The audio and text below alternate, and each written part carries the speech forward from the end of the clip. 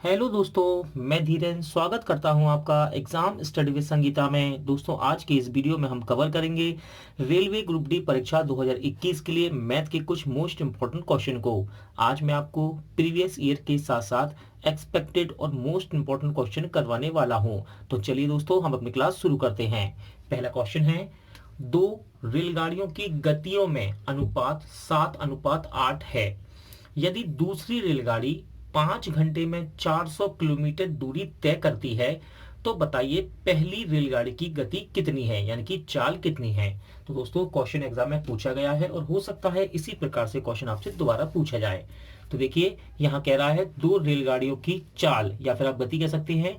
चाल का अनुपात कितना है, 7 और 8। तो देखिए, पहली रेलगाड़ी ये हो गई, दूसरी, इनकी चाल में क्या अनुपात है, 7:8 का अनुपात है चाल में।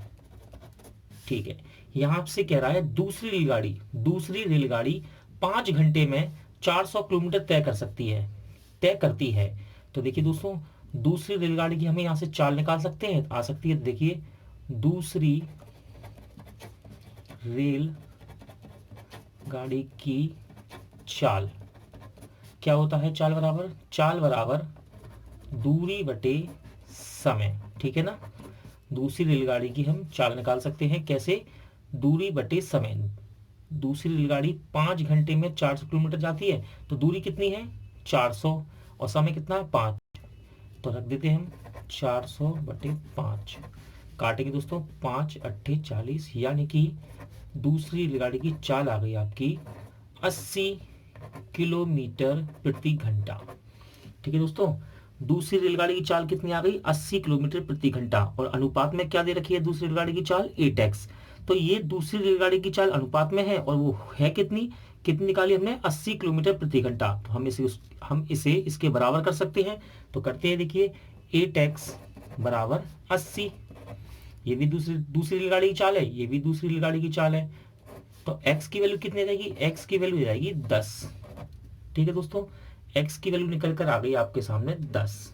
अब देखिए, वह कह रहा है कि पहली रेलगाड़ी की गति कितनी है। तो पहली रेलगाड़ी गति कितनी है, 7x। आपको केवल x की वैल्यू उठाकर यहां रखनी है।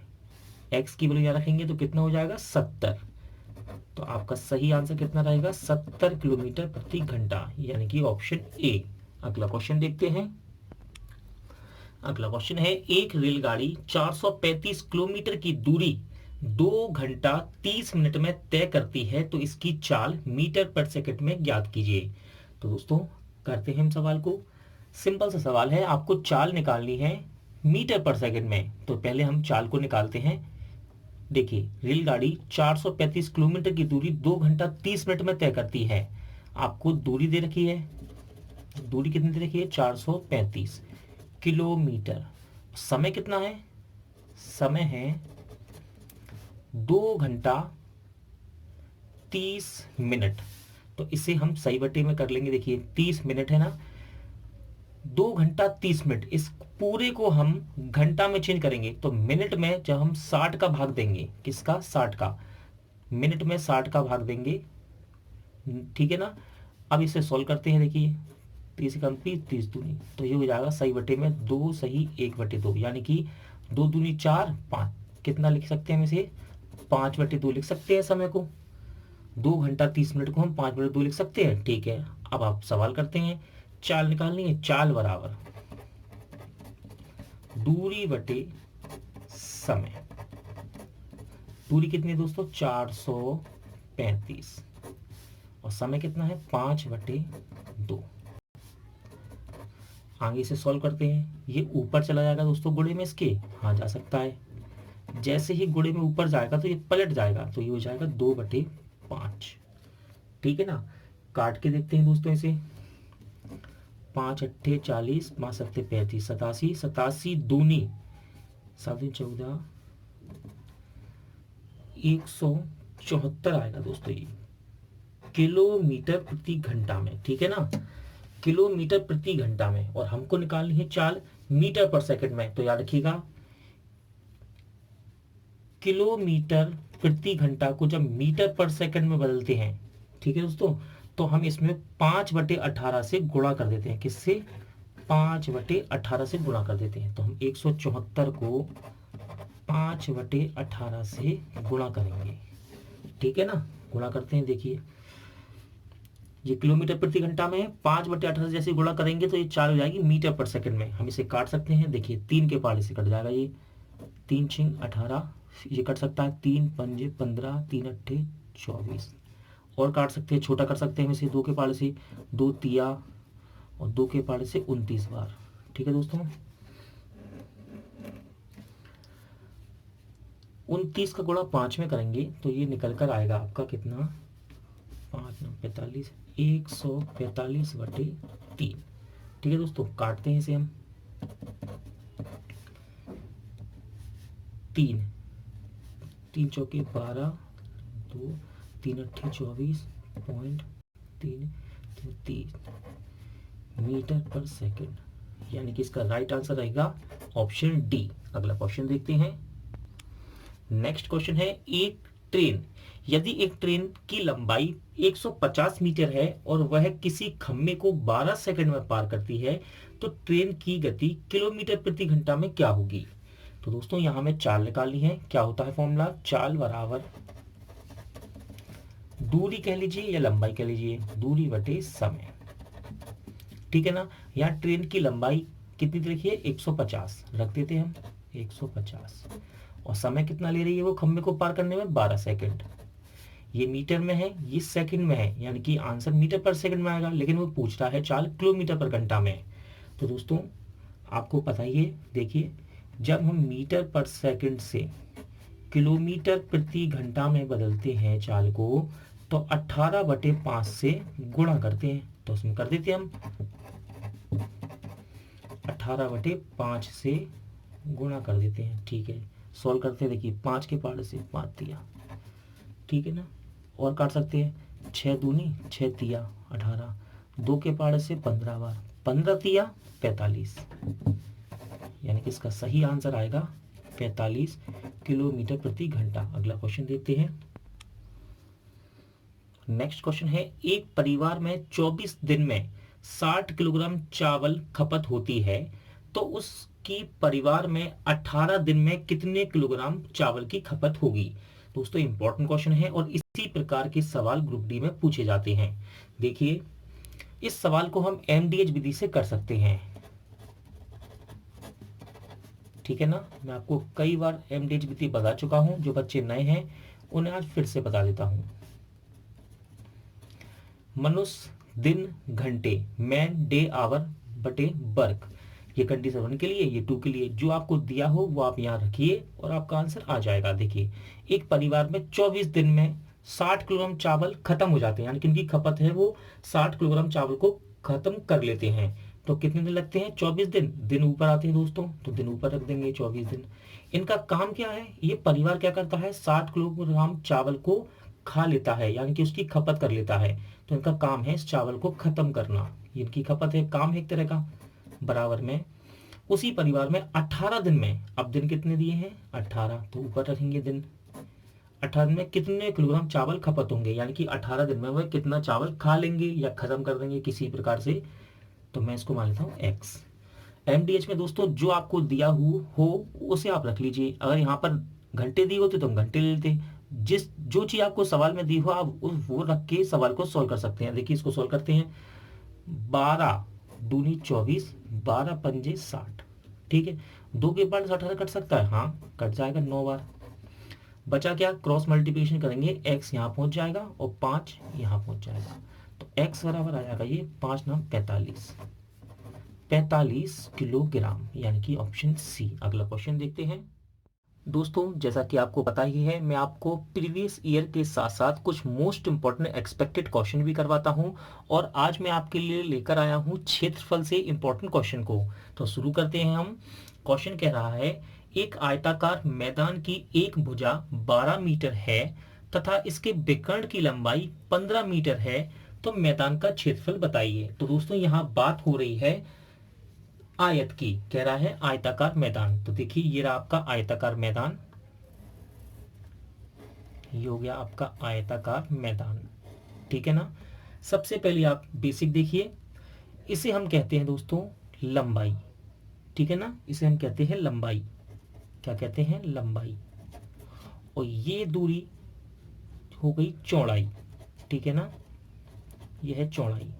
और यहां से यहां तक की दूरी को हम कहते हैं दोस्तों विकर्ण। क्या कहते हैं? विकर्ण, ठीक है ना, यह है विकर्ण, आयत का विकर्ण, ठीक है ना।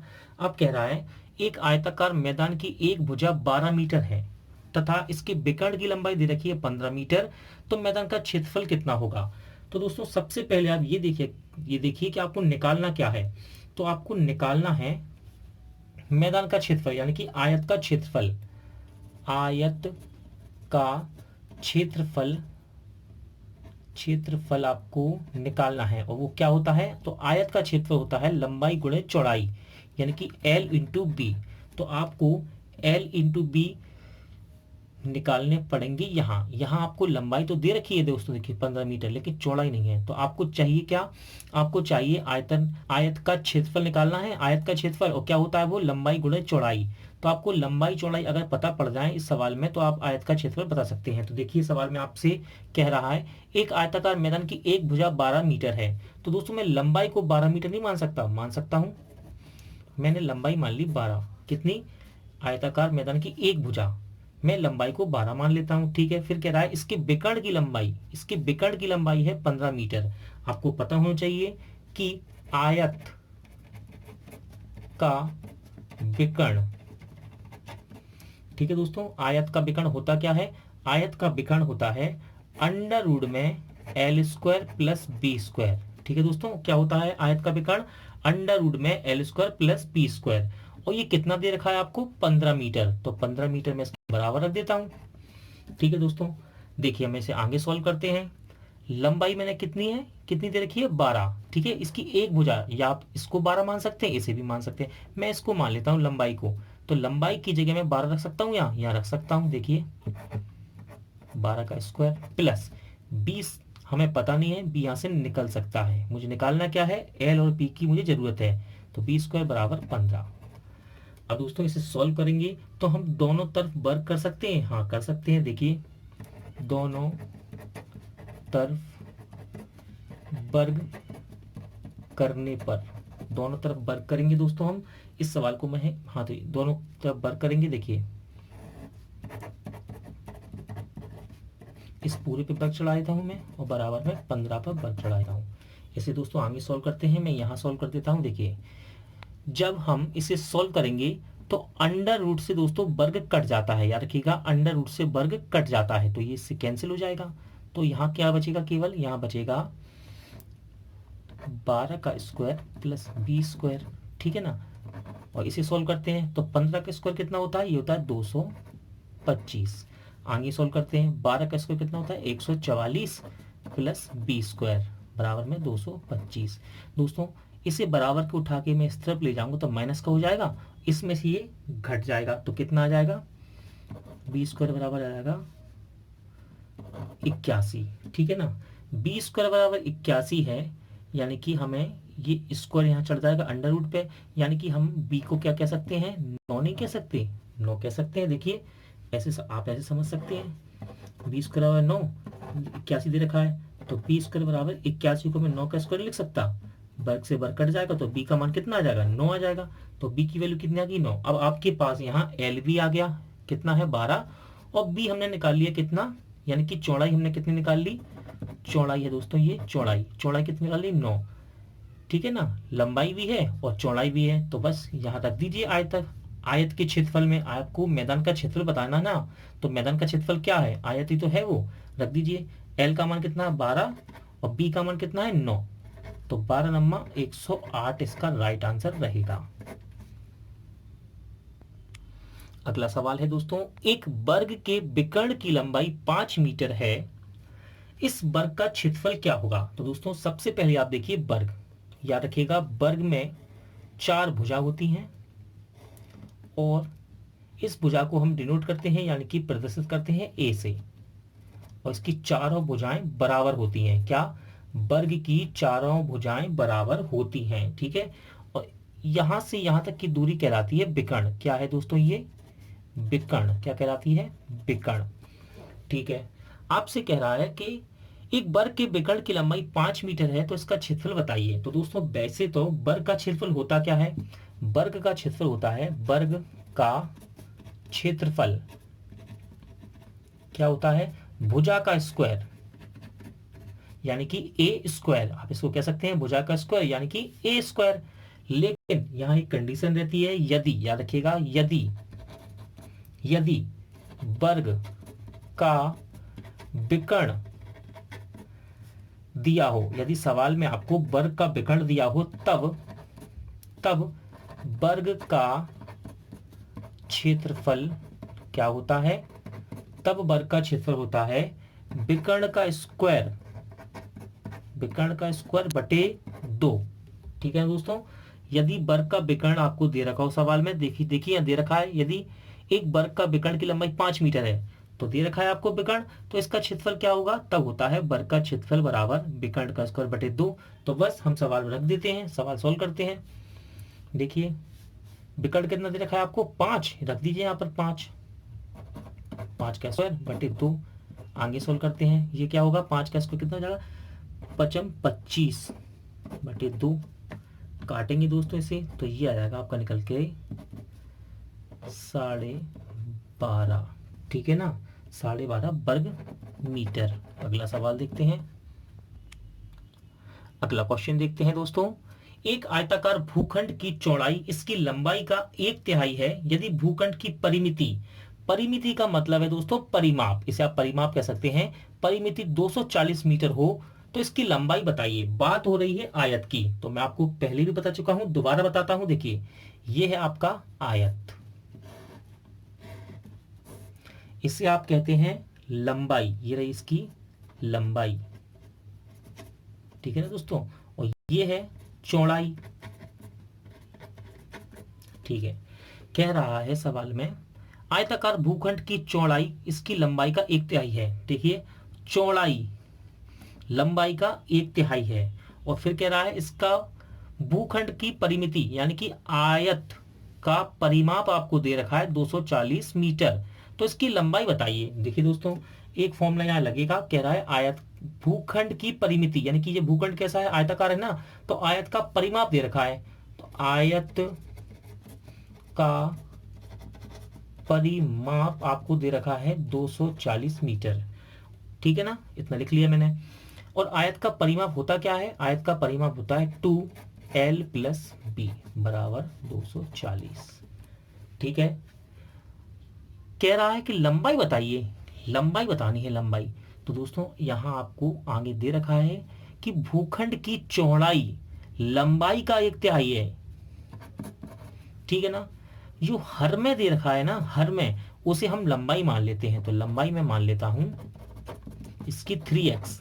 ठीक है ना, 1/3 है। ठीक है, जो हर में दे रखा है इसे मैं लंबाई मान लेता हूं, लंबाई मैंने मान ली 3x। अब लाइन पढ़िए, चौड़ाई इसकी लंबाई का 1/3 है, यानी कि लंबाई का 3x का 1/3 है, 3x का 1/3 है, काटो कितना आएगा x, तो क्या आ गया जी, चौड़ाई निकल कर आ गई आपके सामने।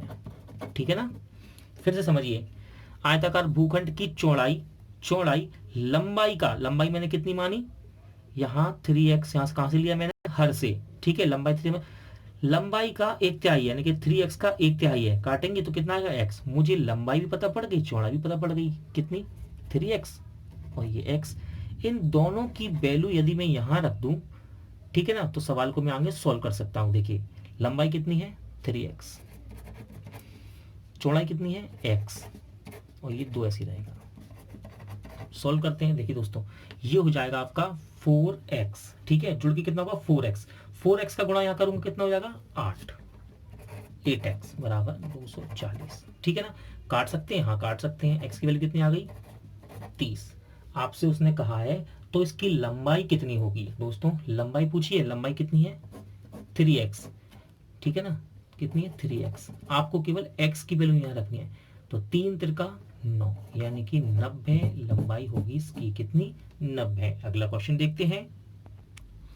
नेक्स्ट क्वेश्चन है दोस्तों, एक वर्ग तथा आयत के क्षेत्रफल बराबर हैं यदि आयत की लंबाई वर्ग की भुजा से 25% अधिक हो तो आयत की चौड़ाई वर्ग की भुजा से कितनी प्रतिशत कम है। दोस्तों सवाल देखने में बड़ा लग रहा है, लंबा लग रहा है, लेकिन जब हम इसे सॉल्व करेंगे सवाल काफी इजी आपको लगेगा। देखिए सबसे पहले याद रखिएगा, ये रहा आपका वर्ग। मैं आपको फिर से बताता हूं, वर्ग की चारों भुजाएं बराबर होती हैं, ठीक है ना। इसमें 4 भुजा होती है और चारों भुजाएं क्या होती है, बराबर। यदि ए, ये भुजा ए है तो सभी ए होंगी, ठीक है। चारों भुजा बराबर होती है। और ये रहा आपका आयत, ये क्या रहा आपका आयत। इसे बोलते हैं हम लंबाई और इसे कहते हैं चौड़ाई, ठीक है।